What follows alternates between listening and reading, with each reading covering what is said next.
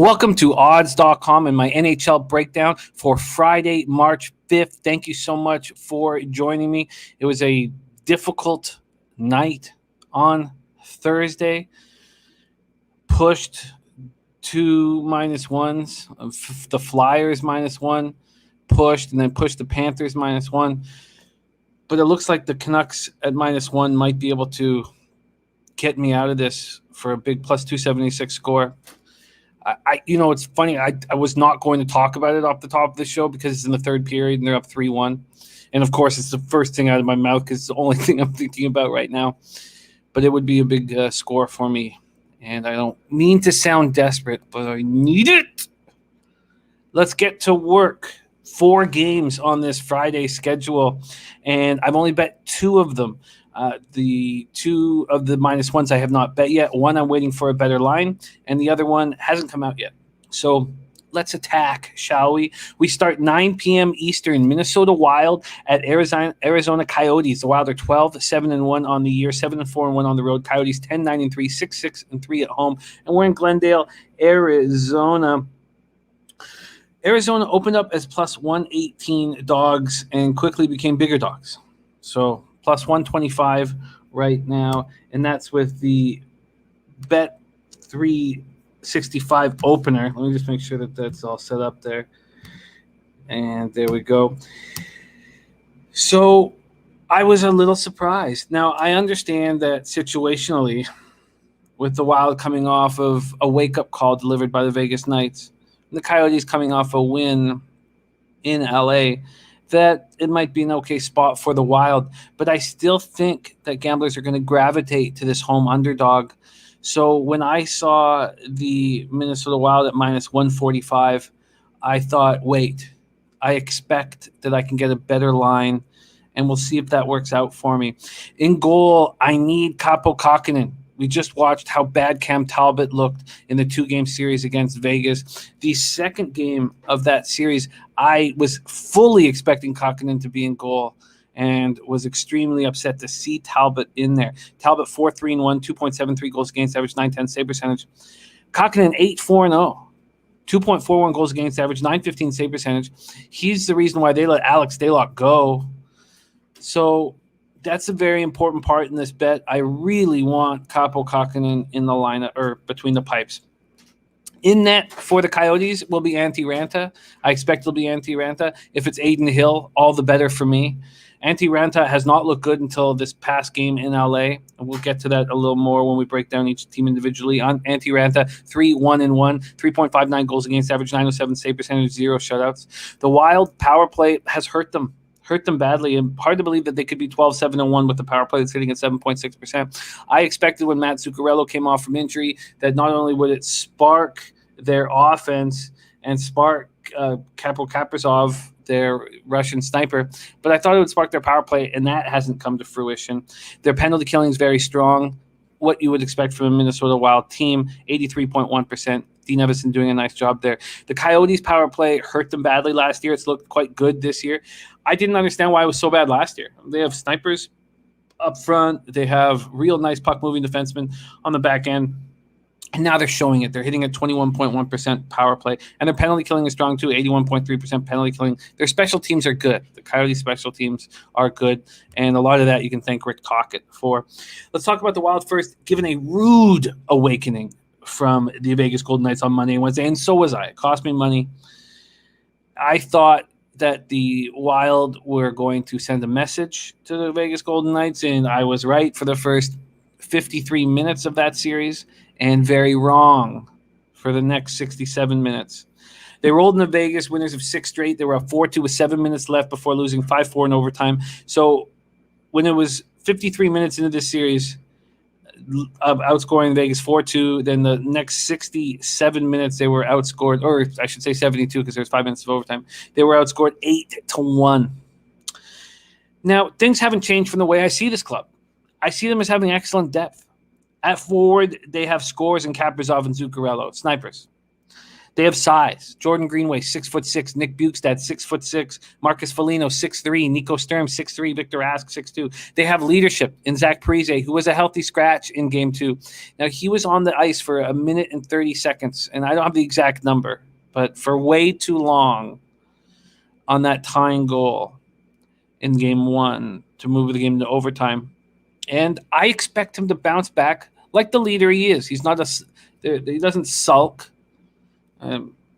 Taught by his excellent, one of the best wingers in NHL history, his dad. And I expect him to step up here in this situation, be the leader that he's taught to be. Healthy scratch for the first time in 9 years since he's come to his hometown Wild. Their defense is very strong. Ryan Suter and Jared Spurgeon are the 6th-ranked number 1 D unit in the league right now. It would be 7th if Ryan Ellis wasn't hurt and the Yossi pairing dropped off. Their second line of Jonas Brodin and Matthew Dunbar, the 5th-ranked number 2 defensive unit in the league, and I think they're better than that. Their third line, Carson Soucy and Ian Cole, are the 8th-ranked third unit in the league. What does that give you? A strong defense. Cam Talbot was atrocious in those 2 games, and I don't trust him. I mean, he's bounced around the league. You don't bounce around the league like that if you're a quality netminder. So I don't want them on the road at minus 145. So I will wait. And I have a strong belief that I'll get a better line. People gravitate to home dogs. And that's what the Coyotes are. So I'd be shocked if I don't get a better line tomorrow. Let's talk about these Coyotes. They had 3 days off after losing at home in back-to-back nights to the Colorado Avalanche. They bounced back in a 3-2 win at LA on Wednesday night. They were outshot 42-23. I'll continue, and I faded them and lost. I'll continue to stick to this idea that this is an easy team to play against, the team I want to bet against.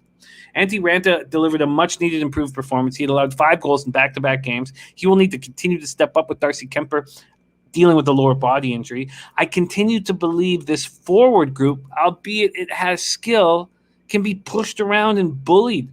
Look at their top 4 scorers. Connor Garland, 5'10". Phil Kessel, 6 feet. Christian Dvorak, 6 feet. Clayton Keller, 5'10". Only Phil Kessel clears 200 pounds, and that's mostly tits.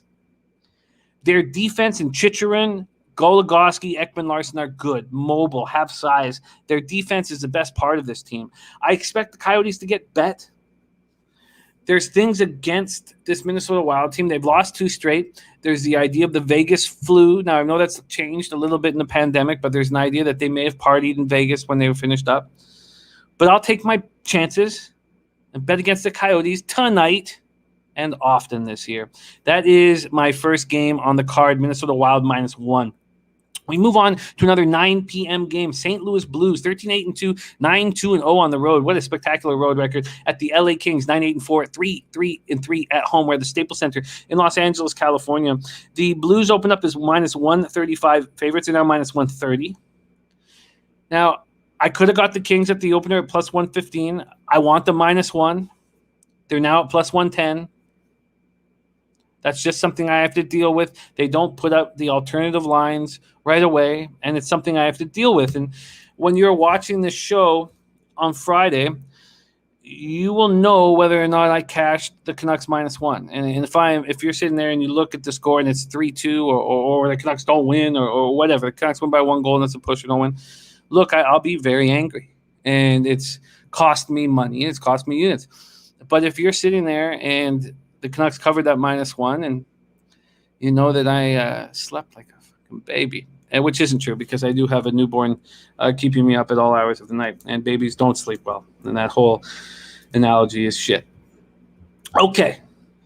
Jordan Binnington, 9-6-2, 2.62 goals against average, 910 save percentage against Jonathan Quicker, 5-4-2, 2.87 goals against average, 900 save percentage, 2 shutouts. Quicker looking good, looking like the old Vezina winner.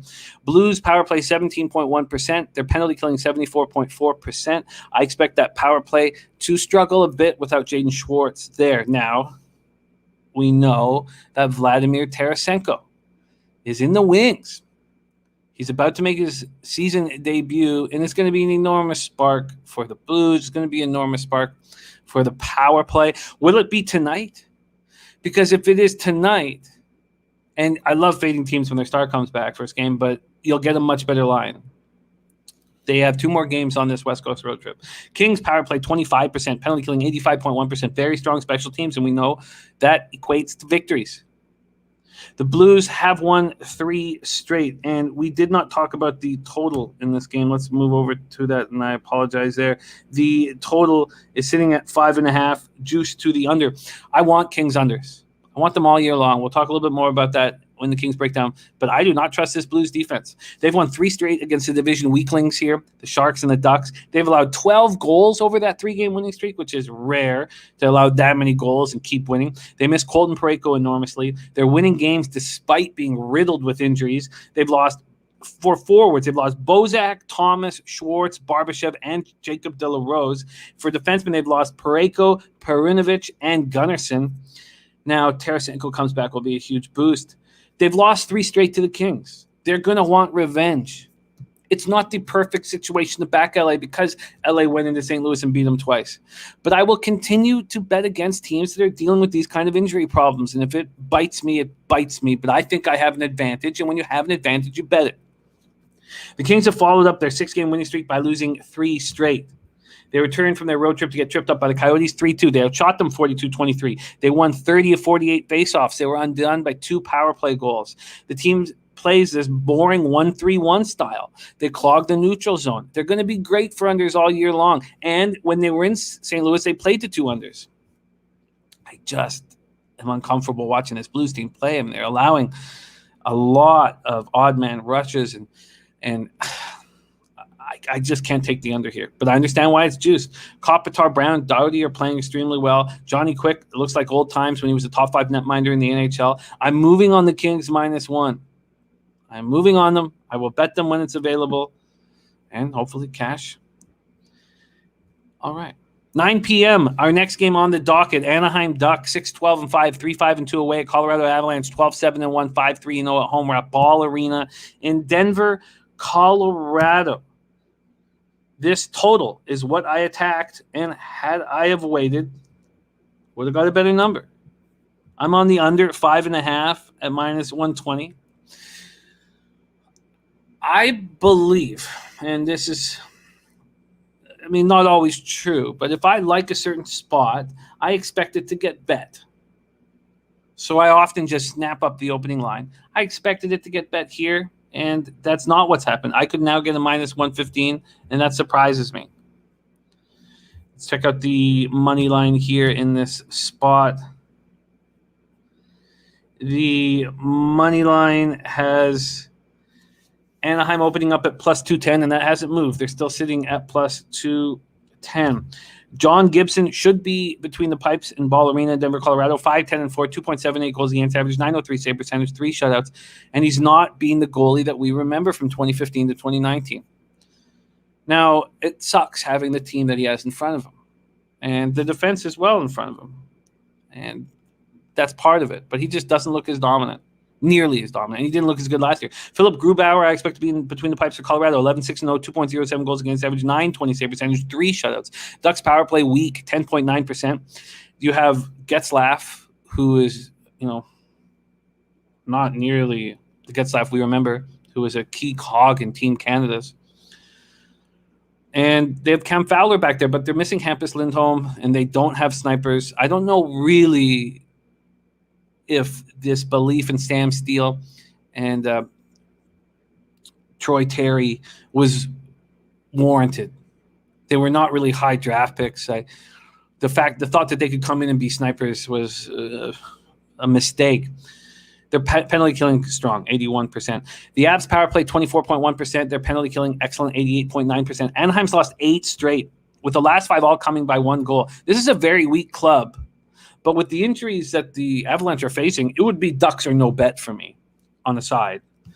They have no depth offensively or defensively. Ryan Getzlaf between Maxime Comtois and Troy Terry is the worst-ranked first line in the NHL. And last night I asked on the show, what first line could be worse than the Detroit Red Wings first line? I couldn't see it. What first line could possibly be worse? Well, here you have it. Jakob Silfverberg never developed into the sniper that they were expecting, that they were hoping for when they got him from the Ottawa Senators.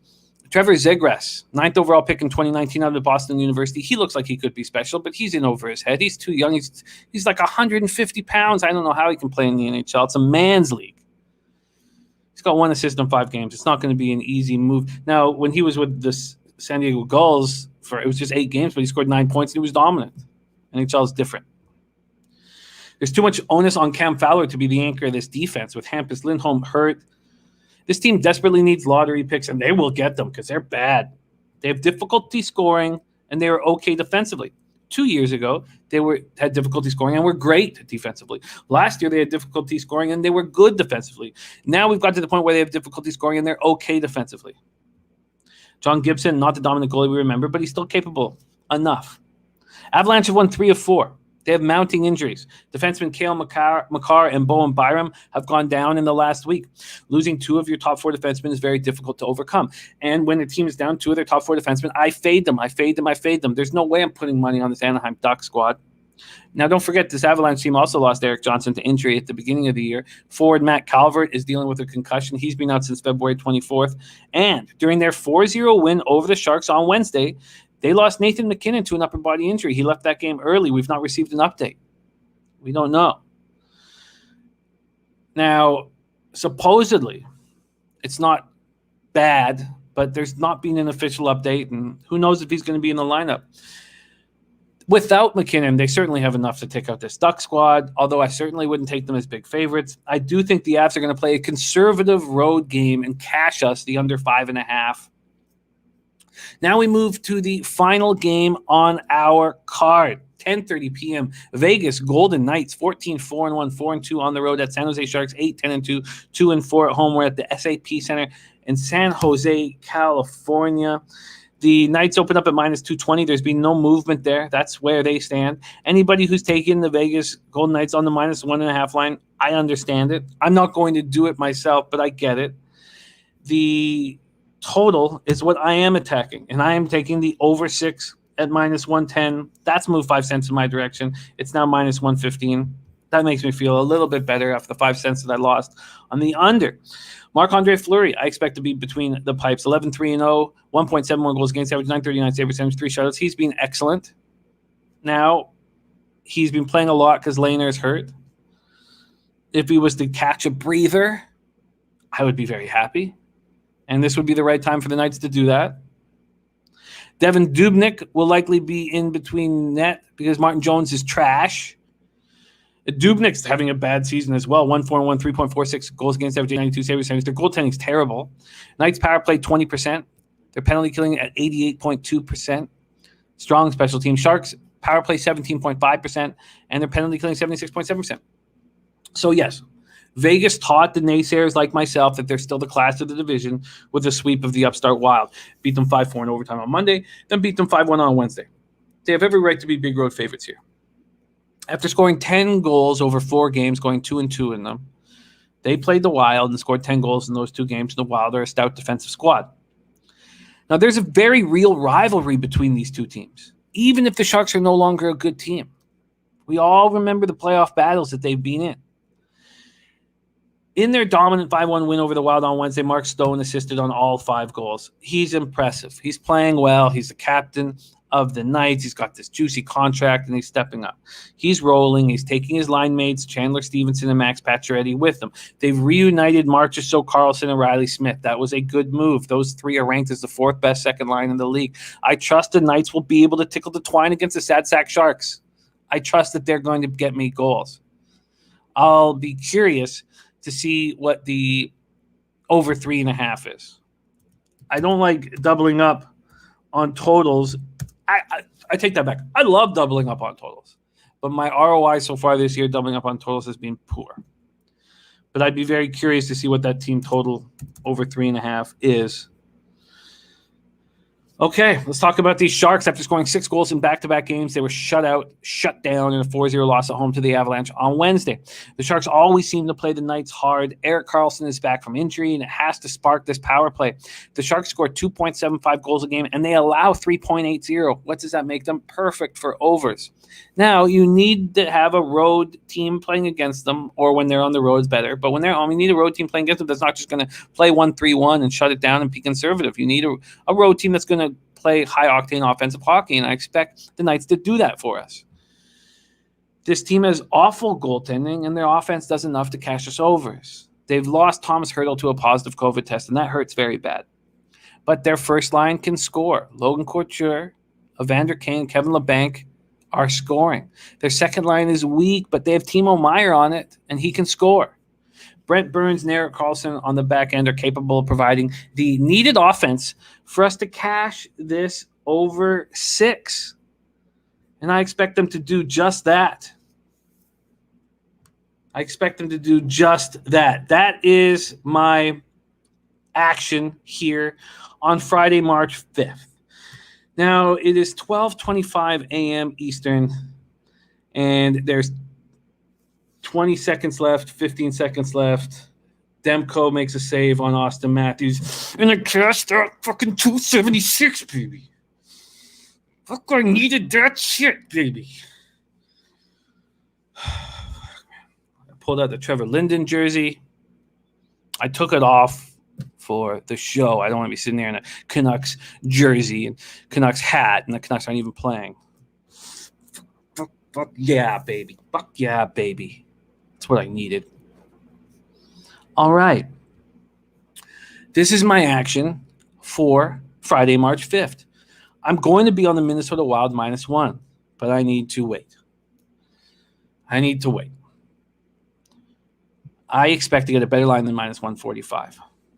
I'm on the Kings. I will be on the Kings -1. I haven't bet it yet. It's not available for me. I need that alternate puck line. Speaking of alternate puck line, I still get a lot of people telling me, why do you take these -1s on a road team that's +145? How about a +276, baby? It's not that I can't fucking pump my fist at a +145, but a +276? Ooh, shit. I bet $200 a hockey game. That's a $562 profit. I'll clean up a mess I made. I'm on the under 5.5 at -120 in Ducks, Colorado Avalanche, and the over 6 at -110, and possibly the Golden Knights team total over 3.5. Possibly. A little bit more confidence now that I catch this knucklehead spot. All right. God, all I want to do is cap hockey and bet horses. Really.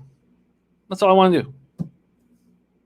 And the fact that you are watching this show right now will give me more opportunity to spend as much time as possible capping hockey. So thank you so much for your support. I mean that enormously. And let's get paid. Let's get hot. Let's let this Canucks +276 keep us moving in the right direction, baby.